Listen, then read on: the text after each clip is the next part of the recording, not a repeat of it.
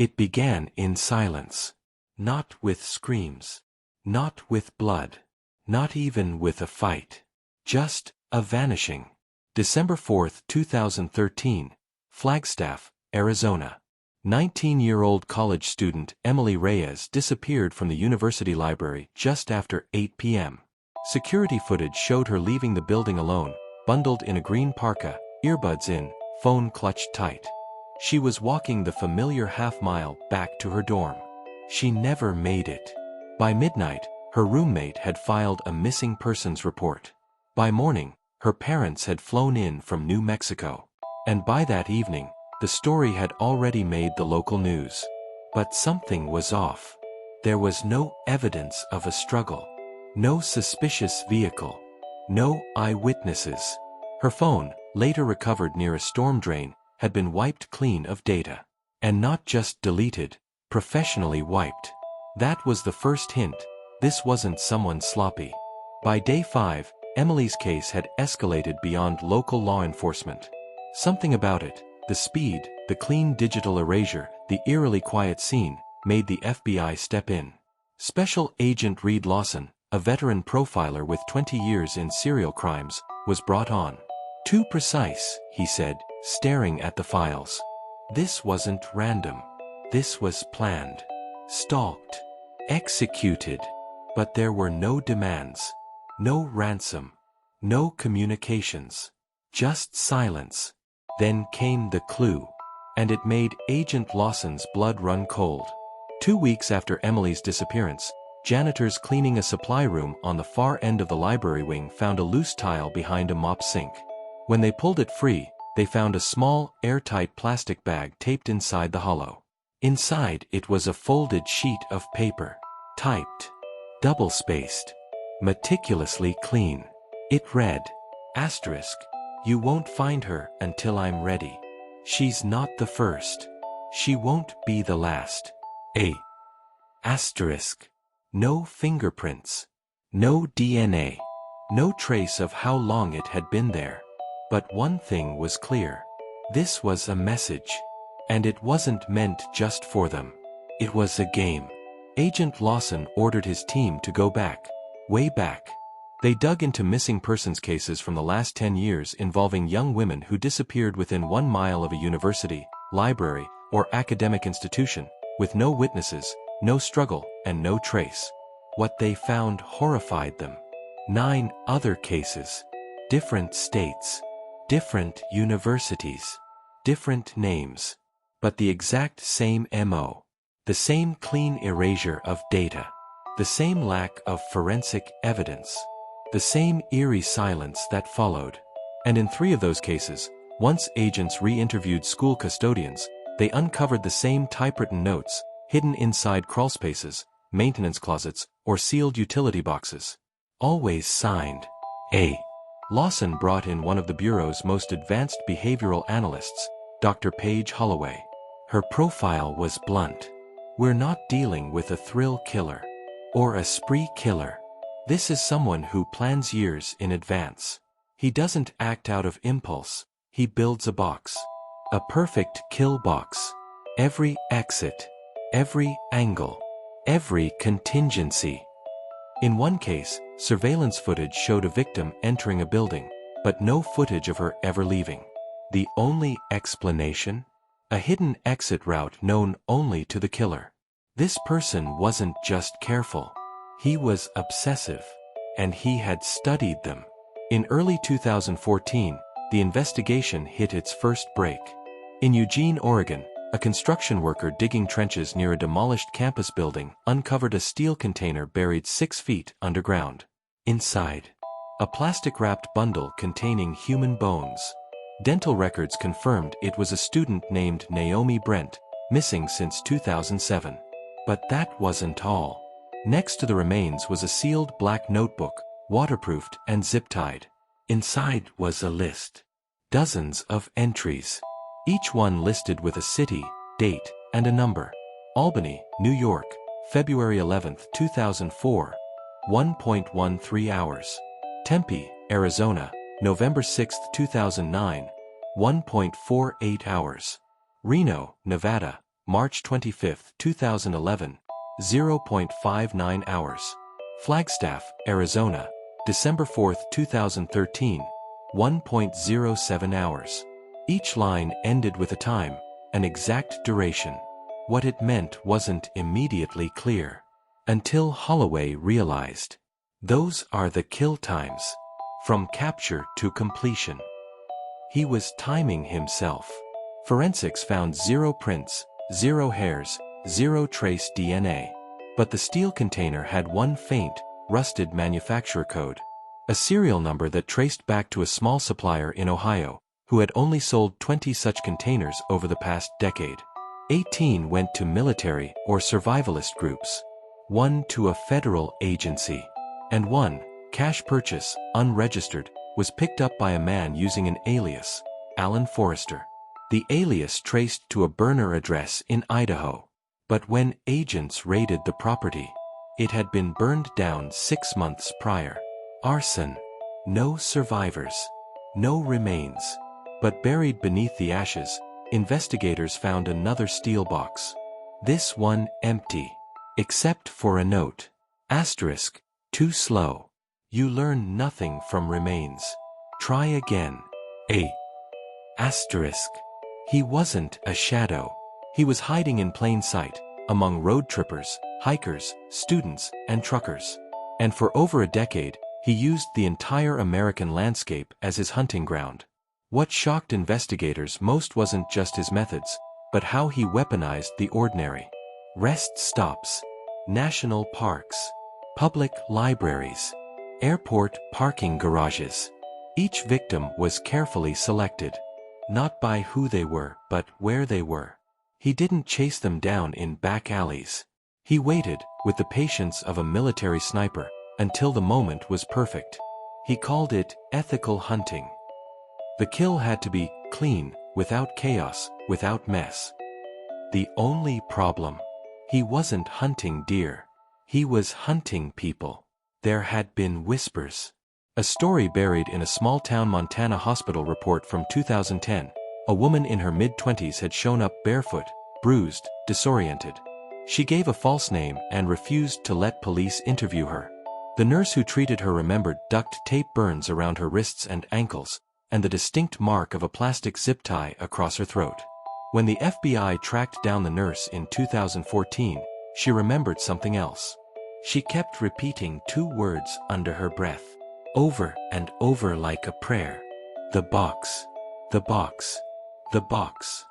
That woman, later identified through DNA as Tessa Leary, had been missing from Denver for 9 days. Her case had gone cold. And after the hospital visit, she vanished again. No credit history. No driver's license. No trace. Until years later, when a private investigator found her off-grid in Alaska, under a new name. She was alive. But she refused to speak. Dr. Paige Holloway built the most detailed behavioral profile in modern FBI history. White male, late 30s to early 40s. Military or tactical background. Highly intelligent, possibly former engineer or special ops. Likely diagnosed with obsessive-compulsive tendencies. May live nomadically or in isolated rural regions. She coined the term that would stick for headlines everywhere. The American Predator. He wasn't driven by anger or impulse. He wasn't motivated by revenge or childhood trauma. He was driven by perfection. Every kill was an experiment. Every body, an equation. He didn't want fame. He wanted control. In 2015, the FBI's Cybercrimes Division took a risk. They created a honeypot forum on the dark web, one designed to attract the kinds of serial fantasists who traded stories like currency. Deep in one thread titled, Perfect Crime Logistics, they began to notice a user. User, Method Maker 7. He didn't boast. He didn't ramble. He advised. He posted detailed instructions on erasing GPS data from surveillance, disabling RFID chips in phones, constructing a quiet kill kit that fit into a roadside emergency box, and always ended his posts the same way. Asterisk, Don't hunt where they expect monsters. Hunt where they think they're safe. A. Asterisk. The agents froze. Could it be him? That same year, a fire crew in rural Washington state, while cutting back overgrown brushland, found a map. Wrapped in plastic. Sealed in wax. Hidden inside a hollow tree. It contained a crude sketch of 4 states: Wyoming, Utah, Colorado, and Idaho. Hand-drawn XS marked a dozen rural, isolated locations. Along the bottom margin, in fine pen, it read, "Bones scattered. No names. All lessons." When the Bureau sent out cadaver dogs and forensic teams to the first marked site near Ogden, Utah, they unearthed 3 separate sets of human remains, buried beneath slate rock. One set belonged to a teen girl missing since 2006. Another was a travel nurse reported missing in 2010. The third was never identified. He didn't just kill. He recorded. He cataloged. And he left tests behind for those smart enough to find him. For nearly a decade, he had never made a mistake. Until he got cocky. November 22, 2016, Kansas City, Missouri. A 28-year-old woman named Shauna Givens disappeared from a truck stop along I-70. She was en route to visit family for Thanksgiving. But this time, there was a witness. A trucker, taking a smoke break, saw a man in coveralls leading a woman toward a dark gray Ford utility van. He remembered the partial plate. Just 3 digits. But it was enough. The FBI traced it back to a rental company in Tulsa. The van had been returned. Clean. Wiped down. Nothing in it. Except for a small flake of blood, wedged beneath the spare tire panel. DNA confirmed it was Shauna's. And the rental log listed the user as Aaron Bellows. The name was fake. But the ID used to reserve the van was real. A stolen license. That had one tiny flaw. The embedded chip hadn't been disabled. Which meant GPS ping logs, even at a weak trace, could be retrieved. The GPS logs led agents to a remote storage facility in Idaho Falls, rented under another alias. Agents prepared for a raid. What they found inside made seasoned officers retch. Rows of steel containers, each one labeled with numbers and cities. Inside, clothing, wallets, Ziploc bags of hair, shoe prints preserved in plaster, and journals. Hundreds of pages of observations, notes, and plans. It was a serial killer's archive. But there was no body. No blood. Only one phrase, spray-painted in black on the concrete wall. "You found the archive. You haven't found me." February 17, 2017, Quantico, Virginia. The FBI's Behavioral Analysis Unit sat in stunned silence as the identity was confirmed. The man who had eluded them for over a decade. The man behind the aliases, the steel kill boxes, the coded notebooks.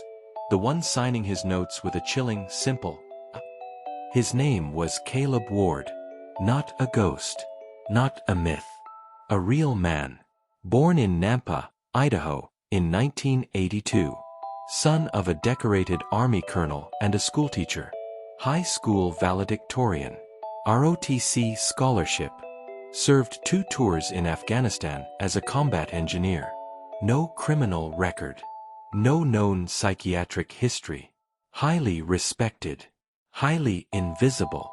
But beneath the quiet resume and calm demeanor, he had spent years building an alternate identity, one even his family didn't suspect. He wasn't hiding from the law. He was hiding in plain sight, and preparing for war. The breakthrough came from an unexpected place. Hammond, Oregon, 2011. A local case had gone cold after the body of 6-year-old Mason Dillard was found buried near a state park trail. His mother, Rachel Dillard, had vanished at the same time. Authorities assumed she had abducted the child, murdered him, and fled.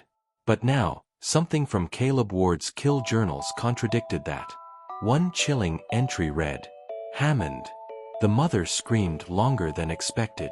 Child had a lisp. Asked to be buried with truck. Agent Lawson's hands trembled as he read it. The notebook contained GPS coordinates. They led directly to a site 2 miles from where Mason was found. Excavation teams uncovered a second body. Rachel Dillard. Her wrists were zip-tied. Her throat slit. She had been framed. And now, authorities had proof that Caleb Ward's crimes extended beyond universities and rest stops. They had proof he killed mothers, children, witnesses. He had no type, only opportunity. Digging into Caleb's digital footprint unearthed an entire second persona. On the surface, he worked as a logistics contractor, often taking remote assignments in backwoods towns, national parks, and wilderness territories. He was never in one place long, and no one ever thought twice. But buried deep on encrypted drives seized from his Idaho Falls storage unit were signs of another identity. A. Halberd. As Halberd, he was active on dark forums, often posting detailed critiques of FBI press releases, missing persons investigations, and behavioral profiles. One post read, "The Bureau can't catch what doesn't play by their narrative. They're chasing emotion. I am mathematics." He wasn't watching his victims. He was watching the investigation itself, adjusting his tactics every time a profile was published. It was chess. And he was always 10 moves ahead. As the case made national headlines, Caleb's family became media targets. But while his father refused interviews, one woman came forward. Grace Ward, Caleb's younger sister. She hadn't spoken to him in over 5 years. But what she revealed blew the investigation wide open. "He wasn't always like this," she said. "But something changed after our mother died. He started collecting things, recording things. Animals at first. Then he'd go silent for weeks. By the time I was 16, I wasn't allowed in the basement." She remembered something else. He used to write letters to someone. Always signed them A. I thought it was for anonymous. But now I wonder. She gave the FBI a key she had taken years ago, one he'd once kept on a chain around his neck. It belonged to a hidden compartment under their childhood home. Agents descended on the Ward family estate. Behind an old water heater in the basement, they found a metal trapdoor secured by 4 industrial padlocks. Inside, a personal museum of horror. Laminated news clippings of every victim. Soil samples, each labeled by GPS coordinates. Photos. Hundreds of them. Some candid. Some surveillance. Some post-mortem. And one glass display case, with a single lock of hair resting on black velvet. On the wall behind it, painted in sharp red letters. Legacy. Not trophies. But most disturbing was a family tree, drawn by hand on the back of an old blueprint. He had begun mapping his own lineage of violence, including notes like, "First known successful harvest, 2003. Longest preparation time, 18 months. Perfect kill, silent, clean, zero evidence." It wasn't just murder. It was a doctrine. With enough evidence to indict him on multiple federal charges and 16 known homicides, a national manhunt began. Caleb Ward's face was everywhere. Airports, rest stops, trucker radios. FBI, U.S. Marshals, even Interpol were involved. Then, on August 2, 2017, he was spotted. Wichita Falls, Texas, security footage caught him at a gas station, purchasing a burner phone. By the time agents arrived, he was gone, but they recovered the phone. Inside was only one message, unsent, saved in drafts. "I am the ghost you raised. You taught me to plan, to clean, to disappear. And now, you want me found." He was taunting them. And then, radio silence. Caleb Ward vanished into America's vast, tangled landscape again. They arrived in unmarked envelopes. No return address. No fingerprints. No postmark. Just the name of the recipient, typed on a label, perfectly aligned. And inside each envelope, a letter. Not handwritten, typed, double-spaced, formatted like an academic essay. As if the killer was turning in a term paper. and each one began the same way. I regret nothing. But I do believe in closure. This letter is not an apology. It is a record. The first letter was received by Carla Monroe, mother of 23-year-old victim Samantha Monroe, who disappeared from a rest stop near Reno, Nevada, in 2011. In chilling detail, the letter described Samantha's movements the night she vanished, her conversations, even what she was listening to on her headphones. It ended with, asterisk, she was at peace in the final moments. You raised her well. A. Asterisk. The FBI was horrified. Not only did this prove Caleb Ward was still alive, but it showed he was still tracking the families of his victims. The predator wasn't just a killer. He was a psychological saboteur. By October 2017, 6 families had received these letters. Every one of them had buried their child or sibling without answers. Now, they were being handed their trauma back, wrapped in clinical cruelty. Agent Reed Lawson and Dr. Paige Holloway began comparing the letters. Each followed the same structure. An opening statement, not of remorse, but of ownership. A minute-by-minute breakdown of the final hours. A philosophical commentary on the art of restraint. And a cryptic phrase at the end, always in italics. Those phrases seemed random at first. Balance is the key to every hunt. Only in silence can one hear the pulse of death. 12 winds. 4 corners. 1 center. But Holloway realized, they weren't phrases. They were coordinates. Not literal longitude and latitude, but metaphorical locations, each tied to previous crime scenes. Caleb was leaving a map. Meanwhile, in a hidden forensics lab outside D.C., the FBI's top audiolinguistics analyst was dissecting the syntax and structure of the letters. It wasn't just what Caleb wrote, but how he wrote it. Every sentence was cold, calculated, each word chosen with military precision. Holloway noticed something even more disturbing. He doesn't just describe death. He worships it. They ran the letter structures through a language model analyzer, and it matched closely to a thesis paper written at Boise State University in 2004. The title? Entropy and Human Design, The Mathematics of Predatory Behavior. Author: Caleb R. Ward. At 22 years old, he had already begun to articulate the philosophy that would guide his killing spree. And it wasn't just a manifesto, it was a blueprint. In one of the letters, the cryptic phrase was different. The roots remember what the wind forgets. Puzzled the team. Until someone cross-referenced the phrase with a photo found in Caleb's basement vault. It was an old black and white image of a tree in a cemetery, taken decades ago. In the background, a weathered statue. At the base, what looked like a stone slab. The cemetery was located in Laramie, Wyoming. The team was dispatched immediately. What they found beneath the tree, buried less than 2 feet deep, stopped them cold. A sealed iron box containing a flash drive, a pair of silver-rimmed glasses, and a child's red shoe. The glasses belonged to Melissa Crane, a librarian who vanished from Colorado Springs in 2009. Her case had gone unsolved for years. The shoe matched the missing report of David Callahan, an 8-year-old from Des Moines whose body was never recovered. The flash drive? It held video. It was low resolution. Night vision. No sound. Each file was labeled by initials and date. MC, March 11th, 09. DC, August 27th, 10. SM, April 2nd, 11. ER, December 4th, 13. They were surveillance tapes. Not of the murders, but of preparation. Footage of Caleb, alone, walking the perimeter of dormitories. Installing tiny cameras in parking lots. Tapping into building schematics. One video showed him inside the Flagstaff University library, weeks before Emily Reyes disappeared, posing as a janitor, studying the layout.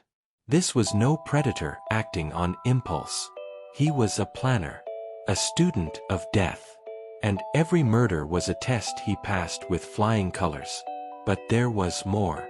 Buried in the metadata of the video files was a series of time-stamped GPS logs. They weren't random. They followed a trail across the US and ended in a pattern. Idaho, Nevada, Utah, Colorado, Alaska. The final coordinate pointed to a tiny island 20 miles off the coast of Sitka, inaccessible by commercial ferry, known locally as Dead Hand. Locals said it was once a Cold War outpost. Abandoned. Cursed. Now, they believed he was hiding there. April 4, 2018. Sitka, Alaska. The winds howled above the icy Gulf as a Black Ops team of 8 FBI tactical agents loaded into a Coast Guard cutter. Their destination, an uninhabited sliver of land known only by locals as Dead Hand, a rocky island that hadn't seen government activity since the Cold War. No roads. No docks. Only fog, forest, and stories. It was the place the GPS coordinates from Caleb Ward's videos led to. And now, the FBI believed it was where the most meticulous serial killer of the 21st century had vanished to finish his masterpiece. They didn't know what to expect. A bunker? A tomb? Or a man waiting for them with one final message? What they found was something no one was prepared for. They came ashore at dawn, fog slicing across their boots as they moved through overgrown pines, rifles up, nerves taut. Near the island's northern ridge, they discovered the first sign of life. A trail of pressure-sensitive tripwires, expertly camouflaged. Whoever was here, if anyone still was, had no intention of being found alive. As they pressed forward, they found it. A bunker, buried beneath moss-covered stone, reinforced with steel, and built into the cliffside like a Cold War relic. No visible entry. Until one agent spotted a steel keypad beneath a rotting stump. The code. 120413, the date of Emily Reyes's disappearance. The door unlocked. The bunker hissed open. And the hunt officially ended. Inside the bunker, they found no body. No man. But what they did find was more horrifying than any crime scene to date. The main room had been converted into a vault of death. Lined with steel lockers, each labeled with initials, dates, and brief notes. SM, Reno, rest stop, 12 minutes. MC, CO Springs, library, 19 minutes. ER, Flagstaff, 14 minutes. Each locker contained one personal item, one printed surveillance photo, and a single tooth, tagged and preserved. It wasn't just a trophy room. It was a museum of his mind, a record of his control over life and death, catalogued like entomology specimens. And at the center of the room stood a thick wooden desk, bolted to the floor. On it, one laptop, password protected. The password? Entropy. Inside the laptop were 23 video files, each corresponding to a victim already identified, and 2 unknown. But these were not stalking videos. They were confessions. Each file began with the same phrase, Caleb's voice calm and cold. This is not about power. This is about pattern. About silence. About subtraction. He explained how he chose each victim. Why certain locations met his noise criteria. How long he prepared, sometimes over 2 years for one kill. How he buried kill kits across the country years in advance. Tools, restraints, solvents, never improvising. And at the end of each video, he turned the camera on himself, wearing a plain black hood, only his mouth visible. You think monsters scream. But the most dangerous ones whisper. File number 24 was different. It was encrypted. Labeled simply, gra.ce. The password was buried in metadata within the tree photo discovered back in Wyoming. The FBI cracked it after 2 weeks. What it revealed shocked even the most seasoned agents. The final video didn't show a victim. It showed his sister, Grace. She was 16 in the footage, sitting on a couch, eyes glazed, hands bound. Caleb's voice narrated. My first trial. Unintended. But informative. She doesn't remember, of course. I removed the night chemically. But she was the beginning. My hypothesis proved valid. Even in innocence, the body has limits. He had experimented on his own sister, drugged her, bound her, and erased her memory to test mental pliability under stress. She had lived her whole life not knowing she was his first test subject. When shown the video, Grace collapsed, but insisted he would be caught.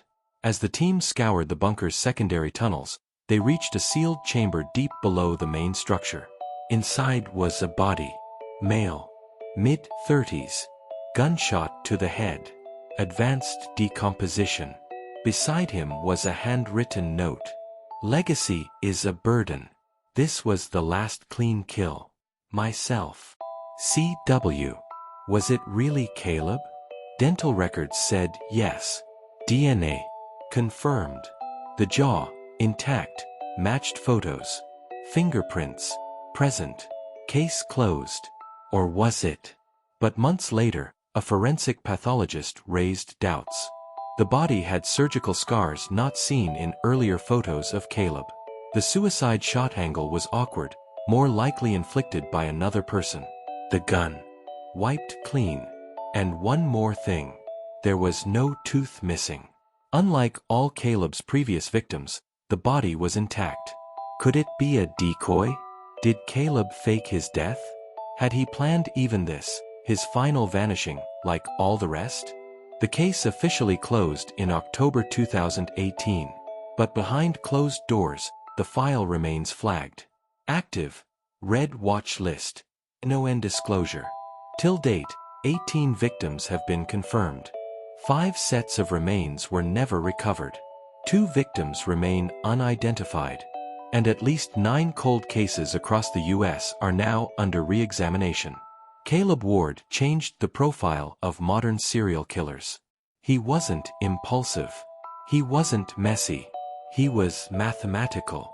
A new generation of profilers now studies the Ward doctrine, a chilling name for his calculated process of stalking, collecting, and eliminating without a trace.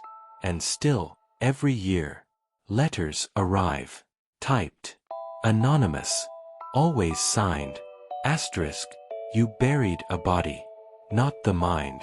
A. Asterisk.